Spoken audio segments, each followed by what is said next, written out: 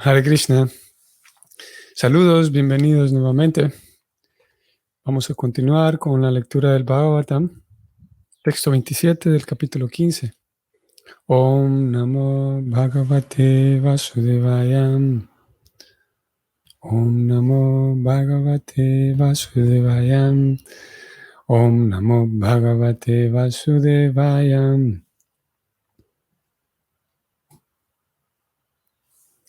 Desha Kalarta Yuktanim Krita Popashamanicham Haranti Smaratas Chitam Govinda Vihitanime.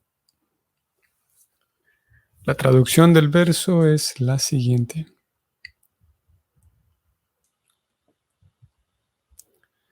Dijo Arjuna: ahora me siento atraído a esas instrucciones que me impartió la personalidad de Dios, entre paréntesis Govinda, porque están impregnadas de enseñanzas que en todas las circunstancias de tiempo y espacio alivian el corazón ardiente.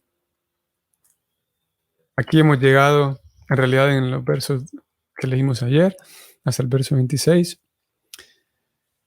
Hemos terminado una sección dentro del capítulo, una sección temática, y hoy iniciamos una pequeña subsección que es ya terminan los recuerdos de Arjuna y la reflexión de Arjuna, termina en el texto 26. Hoy sigue la reflexión de él, pero en un sentido diferente. Y es que él ya no, en este momento, de este texto en adelante, deja de recordar momentos en los cuales Krishna le ayudó. Y ahora él mismo dice, lo leímos en palabras de él comienza ya a hacer uso de su recuerdo, a hacer uso de su memoria, y comienza a recordar la plática que tuvieron antes de empezar la batalla, la conversación y la exposición de Krishna en la forma de la Bhagavad Gita. Y de hecho, Prabhupada, vamos a leer del significado. Prabhupada dedica bastante tiempo, un significado relativamente extenso. Prabhupada va a dedicar todos su energía para hablar de la Bhagavad Gita. Y es un significado muy interesante. Ahora lo vamos a ver. Y Arjuna está refiriéndose a eso. Él dice: ahora me siento atraído a esas instrucciones que me impartió Govinda. Esas instrucciones, él está refiriéndose aquí a lo que ellos hablaron antes de pelear, o sea, la Gita. Como sabemos, es la exposición que Krishna hizo a Arjuna antes de pelear, y Arjuna termina convencido de cuál es su deber, y no solamente para hacer un breve recuerdo de la escena. Están ahí a punto de pelear. Arjuna le pide a Krishna que lo lleve un poquito más cerca del bando contrario, que son muchos guerreros en ambos bandos, hay mucha gente. Arjuna le pide a Krishna que lo acerque un poco hasta la mitad, de tal manera que quedaron en medio de ambos ejércitos. Y Arjuna, al ver a sus amigos, parientes, nietos, y cuando está allí, no solamente ve a los guerreros contrincantes, sino que él se detiene, como que cae en cuenta de que todos los que van a morir son parientes suyos, amigos, no solamente los que están del lado contrario, sino también los que vinieron a luchar en favor de él. Todos ellos van a morir.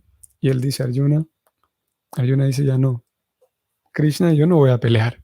Yo no sé, pero yo no voy a pelear. Y Krishna trata de convencerlo. Y Arjuna presenta sus argumentos. Krishna entonces va poco a poco, muy interesante, con paciencia. Krishna va respondiendo a cada uno de los argumentos de Arjuna, porque realmente Arjuna tenía preocupación por todos aquellos que iban a morir. Y él presenta 5 razones por las cuales no quiere pelear. Y esas 5 razones responden y están vinculadas con el bienestar social. Él dice, por ejemplo, Él dice, si peleamos y matamos a todos estos guerreros, ¿quién va a cuidar de tantas viudas y tantos huérfanos que quedan en el reino? Y era un argumento válido. Y Krishna responde cada uno de sus argumentos, de tal manera que al final Arjuna queda convencido. Pero es interesante que Arjuna no queda convencido por la fuerza. Krishna no recurre, sí, a la fuerza de su superioridad, podemos decir, sino realmente Krishna, haciendo uso de razón y con buenos argumentos, convence a Arjuna. Y Arjuna, de buena voluntad, termina concluyendo que sí, puede luchar. Porque al final de la Gita, Arjuna queda convencido de que con quien está hablando es con la suprema personalidad de Dios, con Krishna. Un dato interesante de ese libro, que en realidad, como lo vamos a ver en el significado de hoy, ese libro, Prabhupada lo describe también hoy, como la Gita en realidad es una sección únicamente, una pequeña sección de un libro más grande, que es el Mahabharata, ¿no? Y curiosamente, esa Bhagavad Gita, cuando tomamos todos los libros genuinos, las escrituras espirituales genuinas que hay en el mundo, curiosamente es el único libro que afirma haber sido hablado por Dios mismo. Es el único libro en donde Dios habla en primera persona. Y lo vemos. Krishna dice en muchas ocasiones, yo soy la memoria, el recuerdo, el olvido, de mí procede toda la grandiosidad que hay en las personas, la grandeza que hay en las personas. Y es, como digo, entre todas las escrituras sagradas en diferentes culturas, es un libro hablado en primera persona por Dios. Un dato interesante, es el único libro hablado en primera persona. Vamos a ver el significado y tengo un par de referencias del mismo Bhagavatam que son muy, muy interesantes, ustedes van a ver.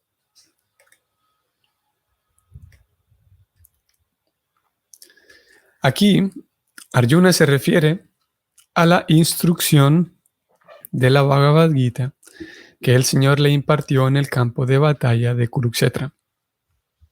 El Señor dejó tras de sí las instrucciones de la Gita no solo para beneficio de Arjuna, sino también para todo tiempo y para todas las tierras. El Bhagavad Gita, o la Bhagavad Gita, siendo hablada por la suprema personalidad de Dios, es la esencia de toda la sabiduría védica. El propio Señor ha tenido a bien presentarlo para todos aquellos que tienen muy poco tiempo de revisar los vastos escritos védicos, tales como los Upanishads, los Puranas, los Vedanta Sutras. La Bhagavad Gita forma parte de una gran obra épica e histórica titulada el Mahabharata, que se preparó especialmente para la clase poco inteligente, es decir, para las mujeres, los obreros y aquellos que son descendientes indignos de los brahmanas, kshatriyas y de los sectores superiores de los vaishyas. El problema que surgió en el corazón de Arjuna en el campo de batalla de Kurukshetra lo resolvieron las enseñanzas de la Gita. Luego, después de que el Señor se fue de ante la vista de la gente de la tierra, Arjuna, cuando se estaba enfrentando con la pérdida del poder y la preponderancia que había adquirido, quiso recordar de nuevo las grandes enseñanzas de la Bhagavad Gita, tan solo para enseñarles a todos los interesados que la Bhagavad Gita puede consultarse en todos los momentos críticos, no solo como solaz de todas las clases de agonías mentales, sino también para encontrarles la salida a grandes enredos que pudieran agobiarlo a uno en alguna hora crítica. El misericordioso Señor dejó tras de sí las grandes enseñanzas de la Bhagavad Gita, de manera que uno pueda recibir sus instrucciones incluso cuando Él no está visible a los ojos materiales. Los sentidos materiales no pueden hacerse ninguna idea acerca del Señor Supremo, pero Él, mediante su poder inconcebible, puede encarnársele a la percepción de los sentidos de las almas condicionadas y puede hacerlo de un modo adecuado por medio de la materia, que también es otra forma de la energía manifestada del Señor.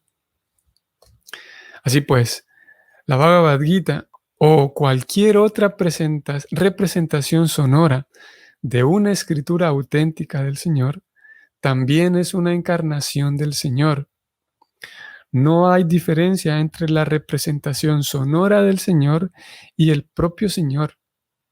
Uno puede obtener de la Bhagavad Gita el mismo beneficio que Arjuna obtuvo de él ante la presencia personal del Señor. El ser humano fiel, que está ansioso de liberarse de las garras de la existencia material, puede muy fácilmente sacar provecho de la Bhagavad Gita. Y con eso en mente, el Señor instruyó a Arjuna como si éste lo necesitara.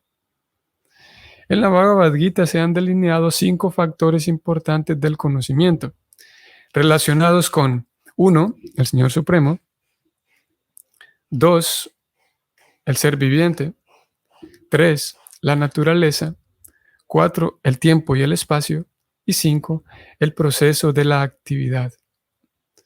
De estos, el Señor Supremo y el ser viviente son uno en sentido cualitativo. La diferencia que hay entre los dos se ha analizado como la diferencia que hay entre el todo y la parte integral. La naturaleza es materia inerte que manifiesta la interacción de las 3 diferentes modalidades. Y el tiempo y el tiempo eterno y el espacio ilimitado se considera que se encuentran más allá de la existencia de la naturaleza material. Las actividades del ser viviente son diversas variedades de aptitudes que pueden atraparlo o liberarlo dentro y fuera de la naturaleza material. Todos estos temas se discuten de un modo conciso en la Bhagavad Gita y luego se elaboran en el Srimad Bhagavatam para mayor iluminación. De los 5, el Señor Supremo, la entidad viviente, la naturaleza y el tiempo y el espacio son eternos. Pero la entidad viviente, la naturaleza y el tiempo se encuentran bajo la dirección del Señor Supremo, quien es absoluto y completamente independiente de cualquier otro control. El Señor Supremo es el controlador supremo.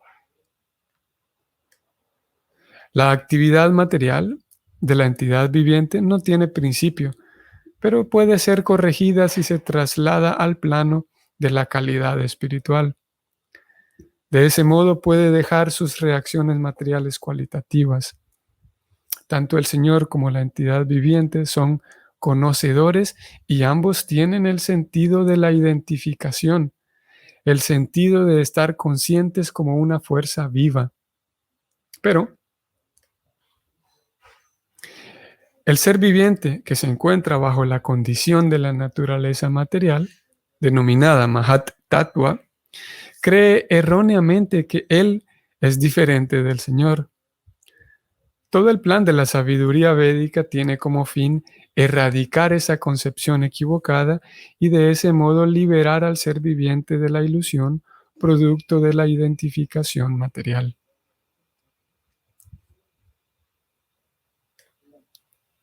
Cuando semejante ilusión queda erradicada por el conocimiento y la renuncia, los seres vivientes se vuelven ejecutores responsables y también disfrutadores. En el Señor, el sentido de disfrute es real, pero en el ser viviente ese sentido es solo una clase de deseo ilusorio.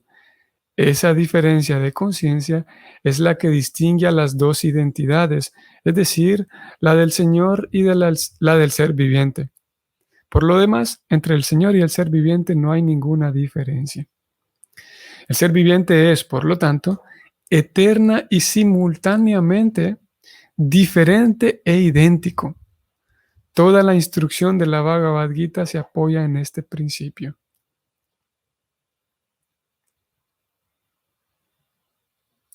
En la Bhagavad Gita, tanto al Señor como a los seres vivientes se los describe como Sanatana, o sea, eternos, y la morada del Señor, que se encuentra mucho más allá del cielo material, también se describe como Sanatana. El ser viviente está invitado a vivir en la existencia sanatana del Señor. Y el proceso que puede ayudar al ser viviente a ir a la morada del Señor, donde se exhibe la actividad liberada del hombre, se denomina Sanatana Dharma. Uno no puede, sin embargo, llegar a la morada eterna del Señor si no está liberado de la errónea concepción de la identificación material. Y la Bhagavad Gita da la clave de cómo alcanzar esa etapa de la perfección. El proceso de liberarse de la errónea concepción de la identificación material se denomina, en diferentes etapas, actividad fruitiva, filosofía empírica y servicio devocional, hasta llegar a la iluminación trascendental. Esa iluminación trascendental se logra al vincular con el Señor todas las etapas antedichas. Los deberes prescritos del ser humano, tal como se indican en los Vedas, pueden purificar de un modo gradual la mente pecaminosa del alma condicionada y elevar a ésta a la etapa del conocimiento. La etapa purificada en que se adquiere conocimiento se vuelve la base del servicio devocional que se le presta al Señor. Mientras uno esté dedicado a investigar cuál es la solución a los problemas de la vida, su conocimiento se denomina jnana o conocimiento purificado. Pero al llegar a entender por completo la verdadera solución de la vida, uno se sitúa en el plano del servicio devocional del Señor. La Bhagavad Gita comienza con los problemas de la vida al diferenciar al alma de los elementos de la materia y demuestra con toda clase de razonamientos y argumentos que el alma es indestructible en todas las circunstancias y que la cobertura externa hecha de materia, o sea, el cuerpo y la mente, cambia para asignar otro periodo de existencia material, la cual está llena de desdichas. Así pues, la Bhagavad Gita tiene por objeto acabar con todos los diferentes tipos de desdichas y Arjuna se refugió en ese gran conocimiento, el cual se le había impartido durante la batalla de Kurukshetra. Aquí termina el significado de el significado de este texto. Voy al inicio.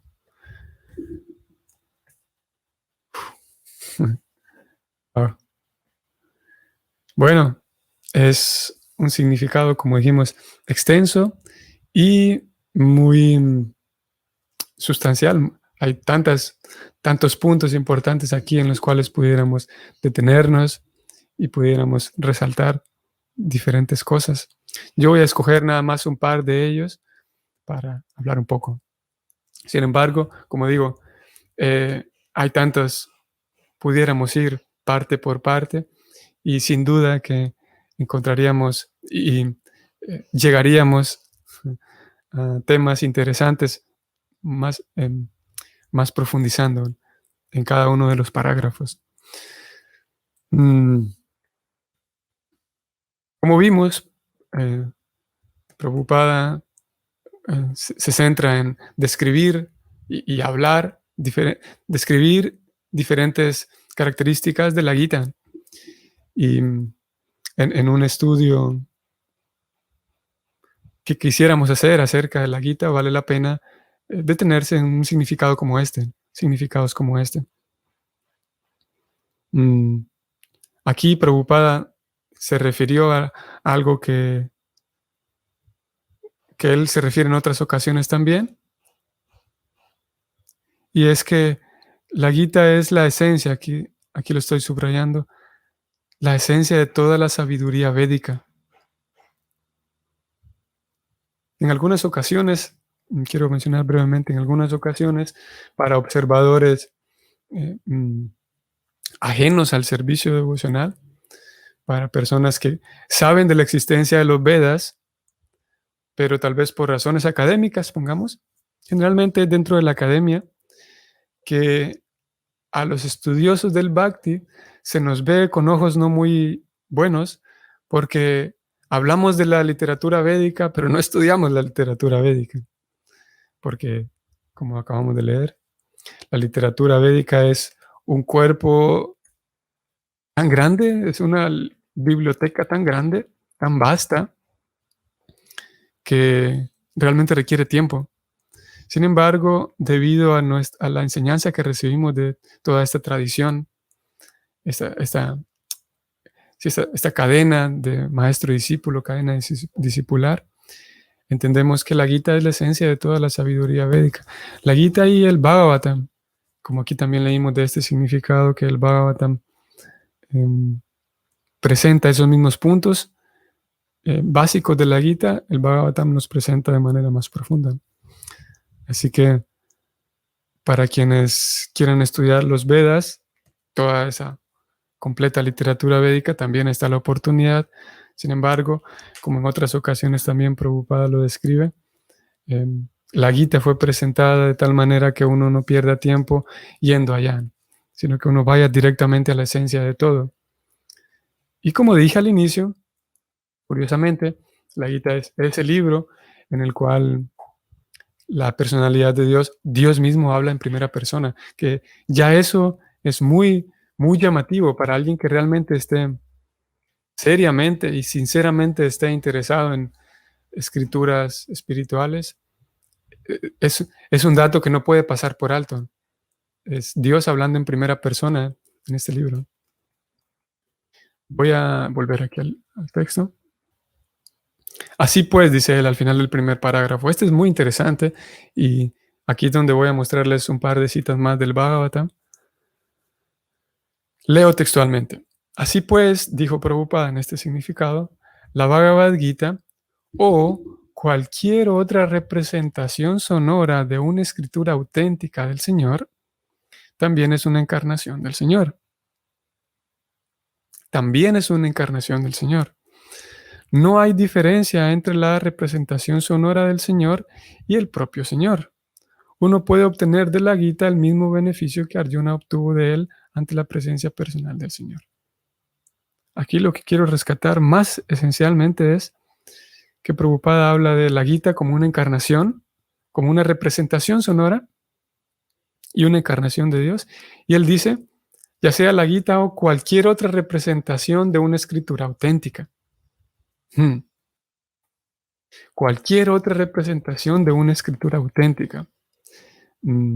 Ustedes sabrán que nosotros, nuevamente aquí digo, desconozco la audiencia, pero en general y por estadística, nosotros en Occidente y en Latinoamérica tenemos ¿cómo se dice? Un background, un antecedente cristiano, ya sea cristiano católico, cristiano evangélico. Y con frecuencia está en nuestros genes el tratar de hacer un vínculo con ciertos elementos cristianos con la cultura védica, ¿no? Y aquí en este caso, por ejemplo, las personas preguntan cuál es la visión que los Vedas tienen acerca de Dios, de Jesucristo, cuál es la visión que los Vedas tienen acerca de María, de los santos, en la iglesia cristiana, católica. Y hay necesariamente, son interrogantes genuinas y válidas.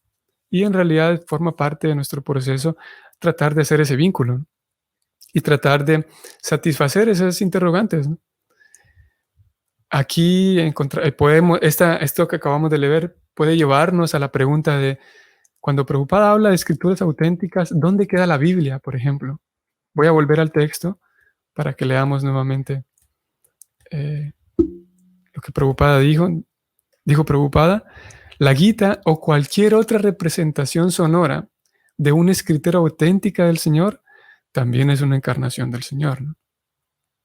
Así que, como digo, puede surgir naturalmente esa pregunta.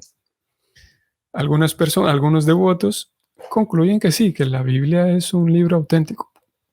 Algunos otros devotos concluyen que no, que únicamente los libros védicos son libros auténticos espirituales. Voy a mostrarles dos citas de Prabhupada, también del Bhagavatam. Sí. Esto es de Bhagavatam 3:32-19. No vamos a leer la traducción del verso, solamente vamos a saltar directamente al significado. Todo el mundo está adicto a escuchar actividades de otras personas, bien sea de políticos, hombres ricos o personajes imaginarios, cuyas actividades son creación novelesca. Existen muchísimas obras literarias sin sentido, cuentos, libros de filosofía especulativa.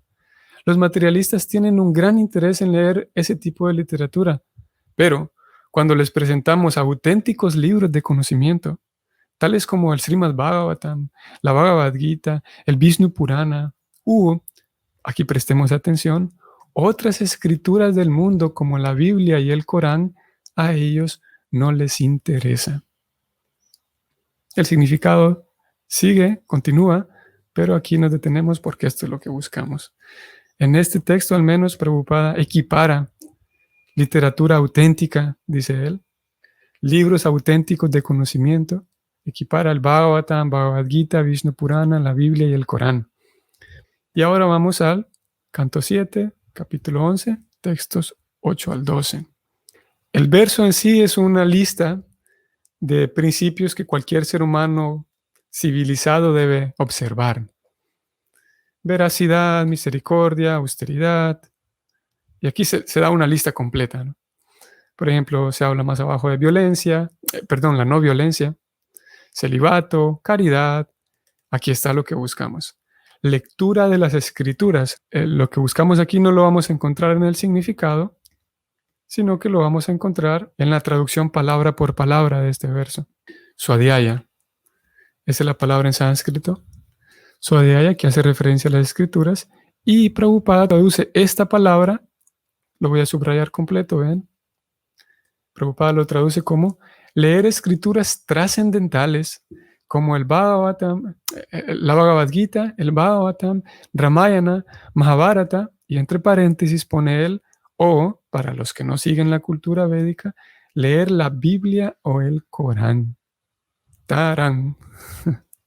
Una visión, podemos tener una visión un poco más amplia y cuerda, podemos decir, de lo que significan las escrituras sagradas y la ayuda que Krishna presenta a través de diferentes escrituras sagradas, la capacidad tan grandiosa de parte de Dios de poder encarnarse a través de estos libros que son auténticos para brindar guía a la sociedad, para brindarnos guía en diferentes culturas. Es una característica de un devoto materialista, de acuerdo como lo definen las escrituras, de acuerdo como lo define el Bhakti al menos. Se llama un Prakrita Bhakta, o sea, un devoto materialista, cuyas medidas son materialistas. Y una de las características de esa persona, que es un devoto, que tiene devoción, pero todavía mucho materialismo, una de las características es pensar que no, que Dios solamente está aquí en mi libro, en el suyo no. Solamente está aquí en mi templo, en mi iglesia, en la suya no, y etcétera. Voy a mencionar solamente eso hoy, porque estoy ahí en deuda estos días, que nos hemos pasado de la hora. Por hoy voy a respetar los 30 minutos. Como dije, hay tanto más que se pudiera mencionar de este significado. Cualquier persona interesada en conocer más descripciones de la Gita puede sentarse un momento y tratar de entender y estudiar este significado. Hoy nosotros nos detenemos aquí. Espero entonces que para ustedes sea un bonito día hoy y nos vemos mañana. Hare Krishna.